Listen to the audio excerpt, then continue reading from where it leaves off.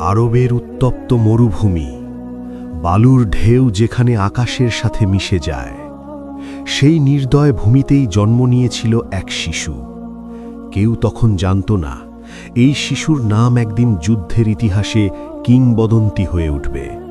তার সাহসের সামনে কাঁপবে সাম্রাজ্য, তার কৌশলের কাছে পরাজয় মানবে অজেয় সেনাবাহিনী। ইতিহাস তাকে চিনেছে এক নামে, খালিদ ইবনে ওয়ালিদ, একজন মানুষ যাকে পরবর্তীতে উপাধি দেওয়া হয়েছিল আল্লাহর তলোয়ার। কিন্তু আশ্চর্যের বিষয় কি জানেন? এই মহান সেনাপতি প্রথম জীবনে মুসলমানদের বিরুদ্ধে যুদ্ধ করেছিলেন, আর পরে হয়ে উঠেছিলেন ইসলামের সবচেয়ে ভয়ঙ্কর রক্ষক। কিভাবে ঘটল এই অবিশ্বাস্য পরিবর্তন? চলুন ফিরে যাই প্রায় 1500 বছর আগের আরবের বুকে। 592 খ্রিস্টাব্দের দিকে মক্কার অভিজাত কুরাইশ বংশে জন্ম নেন খালিদ। তার পরিবার ছিল যুদ্ধ কৌশলে বিখ্যাত। বনি মাখজুম গোত্র তখন যুদ্ধ পরিচালনার জন্য সুপরিচিত ছিল। ছোটবেলা থেকেই তাকে মরুভূমিতে বড় করা হয়। কঠিন পরিবেশ, তপ্ত বাতাস, অভাব আর সংগ্রাম, এই সবই তাকে বানিয়ে তোলে শক্তিশালী। মাত্র 5 বছর বয়সেই সে ফিরে আসে পরিবারের কাছে। এরপর শুরু হয় কঠোর প্রশিক্ষণ, ঘোড়ায় চড়া, তীরন্দাজি, তলোয়ার চালনা, সব কিছুতেই দ্রুত পারদর্শী হয়ে ওঠেন তিনি। খুব অল্প সময়েই মক্কার মানুষ তার সাহসের গল্প বলতে শুরু করে। কেউ তখনও বুঝতে পারেনি এই যুবক একদিন ইতিহাসের সবচেয়ে ভয়ঙ্কর জেনারেলদের একজন হয়ে উঠবে। এদিকে আরবের বুকে শুরু হয়েছে এক নতুন অধ্যায়। হজরত মুহাম্মদ সাল্লাল্লাহু আলাইহি ওয়াসাল্লাম আল্লাহর পক্ষ থেকে নবুয়াতের দায়িত্ব পেয়েছেন। তিনি মানুষকে আহ্বান করছেন এক আল্লাহর পথে। কিন্তু কুরাইশ নেতারা এতে ভীষণ ক্ষুব্ধ হয়ে ওঠে। তারা ভাবল এই নতুন ধর্ম তাদের ক্ষমতা ধ্বংস করে দেবে, তাই তারা যুদ্ধের পথ বেছে নিল। আর সেই সময় মুসলমানদের বিরুদ্ধে কুরাইশদের সেনাবাহিনীতে ছিলেন এক তরুণ যোদ্ধা, খালিদ ইবনে ওয়ালিদ। তিনি বহু যুদ্ধে মুসলমানদের বিরুদ্ধে অংশ নিয়েছিলেন, কিন্তু ভাগ্যের চাকা তখনও ঘুরেনি। 628 খ্রিস্টাব্দ। নবী করিম সাল্লাল্লাহু আলাইহি ওয়াসাল্লাম সিদ্ধান্ত নিলেন তিনি সাহাবীদের নিয়ে মক্কায় উমরা পালন করতে যাবেন। প্রায় 1400 মুসলমান যাত্রা শুরু করলেন। কুরাইশরা খবর পেয়ে আতঙ্কিত হয়ে পড়ল। তারা 300 সৈন্যের একটি বাহিনী পাঠালো মুসলমানদের পথ রোধ করতে। সেই বাহিনীর নেতৃত্বে ছিলেন খালিদ। তিনি ছিলেন দক্ষ যোদ্ধা এবং কৌশলী সেনাপতি। কিন্তু নবী করিম সংঘর্ষ এড়াতে অন্য পথ বেছে নিলেন। শেষ পর্যন্ত দুই পক্ষের মধ্যে এক ঐতিহাসিক চুক্তি হয়, হুদাইবিয়ার সেই চুক্তি। এই ঘটনার পর খালিদের মনে অদ্ভুত এক প্রশ্ন জন্ম নিল। কেন এই মানুষ যুদ্ধ করতে চাইছেন না? কেন তিনি শান্তির পথ বেছে নিচ্ছেন? এই প্রশ্ন তার মনে আলোড়ন তুলতে শুরু করল। কয়েক মাস কেটে গেল। খালিদের মনে সন্দেহ বাড়তেই থাকল। তিনি বুঝতে শুরু করলেন নবী করিম সাল্লাল্লাহু আলাইহি ওয়াসাল্লাম সাধারণ কোনো নেতা নন। অবশেষে তিনি এক বড় সিদ্ধান্ত নিলেন। তিনি ইসলাম গ্রহণ করবেন। 629 সালের 23শে মে খালিদ মদিনায় পৌঁছালেন।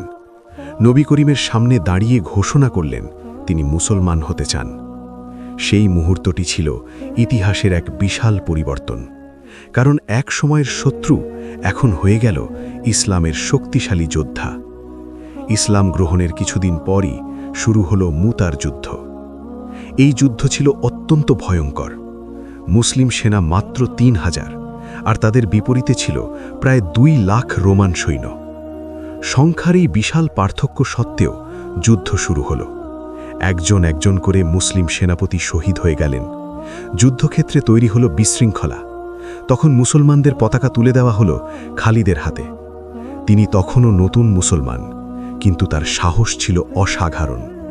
তিনি দ্রুত সেনাবাহিনীকে পুনরায় সংগঠিত করলেন। তার কৌশল ছিল অবিশ্বাস্য। রাতের অন্ধকারে তিনি সৈন্যদের অবস্থান বদলে দিলেন। পরদিন রোমানরা ভাবল নতুন বাহিনী এসেছে। তাদের মনোবল ভেঙে গেল। এই বুদ্ধিমত্তার মাধ্যমে খালিদ মুসলিম বাহিনীকে নিরাপদে ফিরিয়ে আনলেন। সেই যুদ্ধের পর নবী করিম তাকে একটি বিশেষ উপাধি দিলেন, সাইফুল্লাহ, অর্থাৎ আল্লাহর তলোয়ার। এরপর শুরু হল এক নতুন ইতিহাস। খালিদ ইবনে ওয়ালিদ প্রায় ১০০টিরও বেশি যুদ্ধে অংশ নিয়েছেন। অবিশ্বাস্য বিষয় কি জানেন? তিনি কোনো যুদ্ধেই পরাজিত হননি। সিরিয়া, ইরাক, ফিলিস্তিন একটির পর একটি বিজয় আসতে লাগল। তার নেতৃত্বে মুসলিম সেনাবাহিনী সবসময় সংখ্যায় কম ছিল, কখনো ৪ গুণ, কখনো ৬ গুণ কম, তবুও তারা জয়ী হয়েছে। কেন? কারণ খালিদের কৌশল ছিল অসাধারণ। তিনি যুদ্ধক্ষেত্রকে পড়তে পারতেন যেন একটি খোলা বই। শত্রুর দুর্বলতা খুঁজে বের করতে তার সময় লাগত না। তার দ্রুত সিদ্ধান্ত অনেক যুদ্ধের মোড় ঘুরিয়ে দিয়েছে। এ কারণে ইতিহাসবিদরা তাকে বিশ্বের শ্রেষ্ঠ সামরিক জেনারেলদের একজন মনে করেন। একবার সিরিয়ার একটি দুর্গ অবরোধ করা হয়েছিল। দুর্গটি ছিল অত্যন্ত শক্তিশালী। দীর্ঘ সময়েও সেটি দখল করা সম্ভব হচ্ছিল না। অবশেষে শত্রুপক্ষ আলোচনার প্রস্তাব দিল। তাদের একজন নেতা খালিদের সাথে দেখা করতে এলো। তার হাতে ছিল একটি ছোট শিশি। খালিদ জিজ্ঞেস করলেন, এতে কি আছে? লোকটি বলল, এটি বিষ। যদি আলোচনায় ব্যর্থ হই তাহলে আমি এটি পান করে আত্মহত্যা করব। খালিদ শান্তভাবে শিশিটি হাতে নিলেন। তারপর বললেন, যখন আল্লাহ অনুমতি না দেন কোনো কিছুই ক্ষতি করতে পারে না। এরপর তিনি আল্লাহর নাম নিয়ে সেই বিষ পান করে ফেললেন। সবাই স্তব্ধ হয়ে গেল, কিন্তু কিছুই ঘটল না। এই দৃশ্য দেখে শত্রুপক্ষ বিস্ময়ে হতবাক হয়ে যায়। অবশেষে তারা সবাই ইসলাম গ্রহণ করে। এই ঘটনাও ইতিহাসে কিংবদন্তি হয়ে আছে। কিন্তু খালিদ কখনো নিজের শক্তিকে বড় করে দেখেননি। তিনি জানতেন সব বিজয় আল্লাহর পক্ষ থেকেই আসে। খলিফা ওমর ফারুক একসময় তাকে সেনাপতির পদ থেকে সরিয়ে দেন, কারণ মানুষ যেন ভাবতে না শুরু করে বিজয় শুধু খালিদের কারণেই আসে। তবুও খালিদ বিন্দুমাত্র দুঃখ পাননি। তিনি সাধারণ সৈনিক হিসেবেও যুদ্ধ চালিয়ে যান, কারণ তার লক্ষ্য ছিল একটাই, আল্লাহর সন্তুষ্টি। জীবনের শেষ সময়ে তিনি অসুস্থ হয়ে পড়লেন। একদিন তিনি তার স্ত্রীকে ডাকলেন, শান্ত কণ্ঠে জিজ্ঞেস করলেন, আমার শরীরে এমন কোনো জায়গা আছে কি যেখানে যুদ্ধের আঘাত নেই? তার স্ত্রী কাঁদতে কাঁদতে বললেন, না, আপনার পুরো শরীরই ক্ষতচিহ্নে ভরা। খালিদ গভীর দীর্ঘশ্বাস ফেললেন।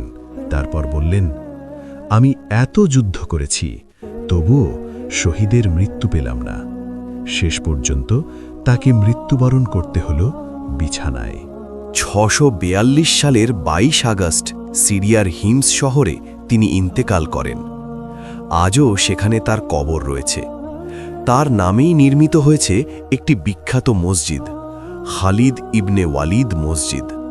কিন্তু আজ একটি প্রশ্ন আমাদের সামনে দাঁড়িয়ে আছে, কেন আমরা এমন মহান মানুষদের ভুলে যাচ্ছি? কেন আমরা ইতিহাসে আলেকজান্ডার বা নেপোলিয়নের গল্প শুনি, কিন্তু আল্লাহর তলোয়ার খালিদের গল্প খুব কম শুনি? একজন মানুষ যিনি জীবনে কখনো যুদ্ধক্ষেত্রে পরাজিত হননি, যিনি নিজের জীবন উৎসর্গ করেছিলেন সত্যের জন্য। তার সাহস, তার কৌশল, তার ঈমান সবকিছুই ইতিহাসে অনন্য। হয়তো এ কারণেই আজও তার নাম উচ্চারণ করলে মনে হয় মরুভূমির বাতাসে যেন আবারও ঝলসে উঠছে এক তলোয়ার, আল্লাহর তলোয়ার, খালিদ ইবনে ওয়ালিদ।